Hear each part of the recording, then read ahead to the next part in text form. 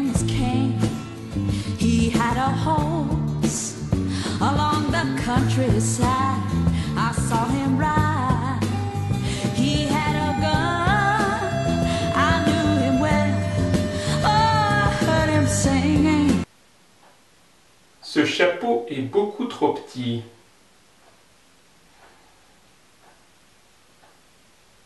You can't see King. Whoa, he's riding. You can't see King. That man is certain.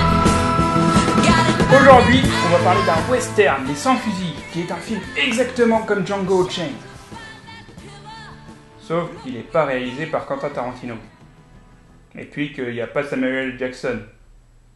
Et ça ne parle pas vraiment d'esclavage. Et ça se passe au Mexique, pas aux États-Unis. Mais sinon, c'est tout pareil. Lydecker est un shérif américain parti au Mexique à la recherche d'un bandit nommé Joe, non, pas celui-là, qui a volé plus de $6 000 au comptoir national de Phoenix, Arizona. Ça fait beaucoup d'argent. Mais le chef du coin, alors, il dit c'est cool, mais moi j'aimerais bien cet argent. Et Lydecker lui demande pourquoi. Et l'autre lui répond parce que je suis méchant. Sauf que Joe, lui, il n'a plus l'argent. En effet, il a décidé d'utiliser son larcin pour aider les rebelles indiens et leur chef, la belle Sarita. Parce que, comme le dit le proverbe, mieux vaut être belle et rebelle que moche et remoche. Et puis, après quelques péripéties où Lydecker essaye d'arrêter Joe, il se dit qu'il ferait mieux d'aider les rebelles, car c'est une cause qui l'intéresse au plus en point. Vous savez, parce que il est américain. Donc Lydecker décide d'aider Joe et Sarita à mener leur rébellion et à retrouver les 100 fusils qu'il a achetés avec l'argent de son larcin. C'est pour ça que le film s'appelle Les 100 fusils. C'est bien trouvé. Ce qui est impressionnant dans ce film, c'est son casting. Déjà, on a Sarita, jouée par Raquel Welch, qui est une actrice connue pour ses énormes talents.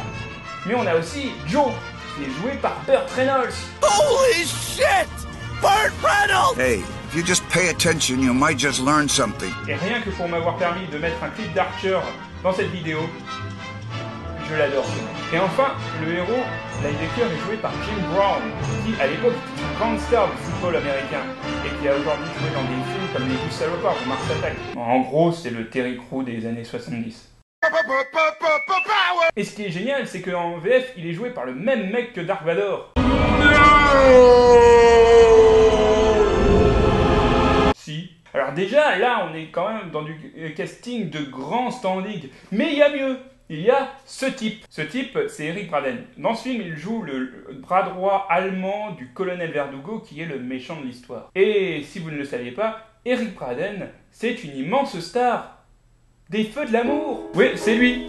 C'est fou, hein? Ça veut dire qu'on a là un film où on voit Victor Newman, qui est un officier allemand au Mexique, dans un western. Bon, il n'a pas un très très grand rôle dans le film, mais il nous laisse quand même l'une des plus belles répliques du cinéma. Vous ne m'êtes d'aucune utilité.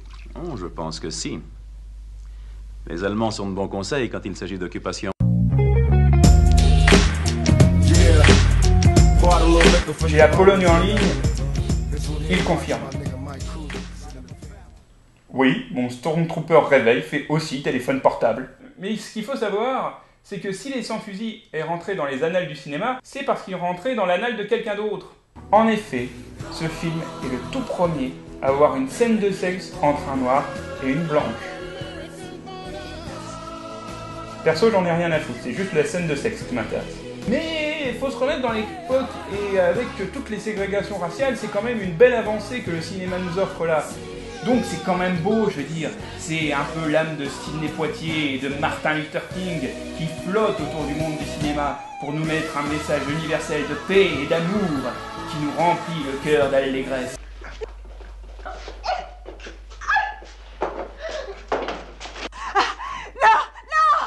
Je vous en prie, pas comme ça. Je vous ai dit que mon réveil Stormtrooper, il fait aussi lecteur MP3. Ça ne m'aide pas beaucoup ça en fait. Je comprends pas là.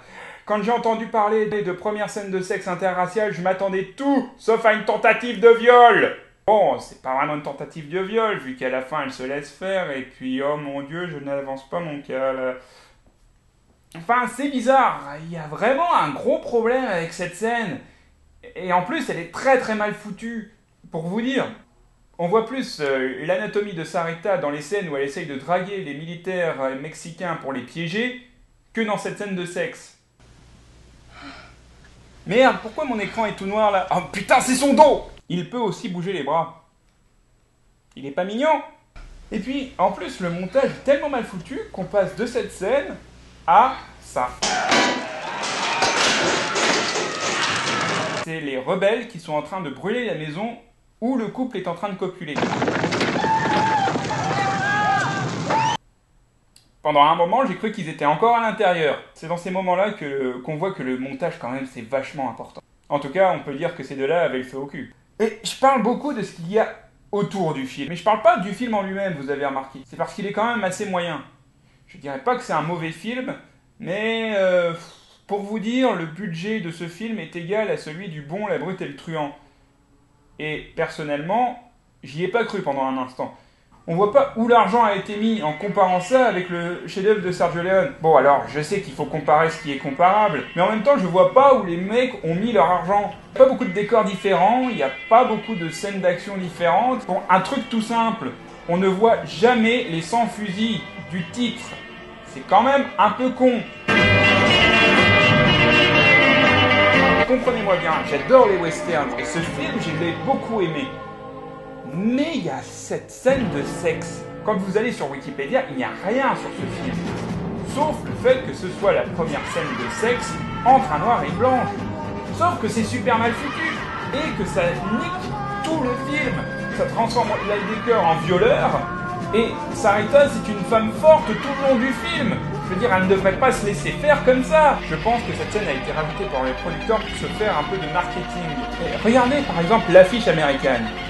Elle est très bien, mais le spectateur lambda est concentré juste sur deux gros arguments pour aller voir le film, si vous voyez ce que je veux dire. Et regardez, si je mets un carré là, l'affiche fonctionne tout de même. Elle raconte le film, mais elle n'en dit pas trop. Et je dirais même que l'affiche française est mieux que cette affiche américaine. Bon, ok, on voit toujours Sarita à poil, mais elle fait partie de l'affiche. On voit aussi bien Burt Reynolds et Lidecker. Et ça donne envie de voir ce film, parce que Les Sans Fusils est un bon film.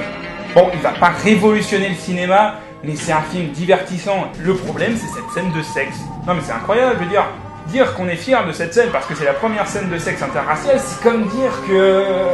Les Allemands sont de bons conseils quand il s'agit d'occupation. Ouais, en fait, tout concorde.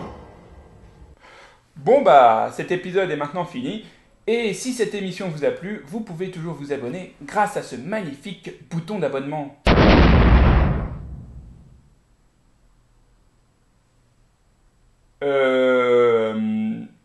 Sinon, je crois que j'ai un truc en bas qui permet de s'abonner au-dessus des vidéos.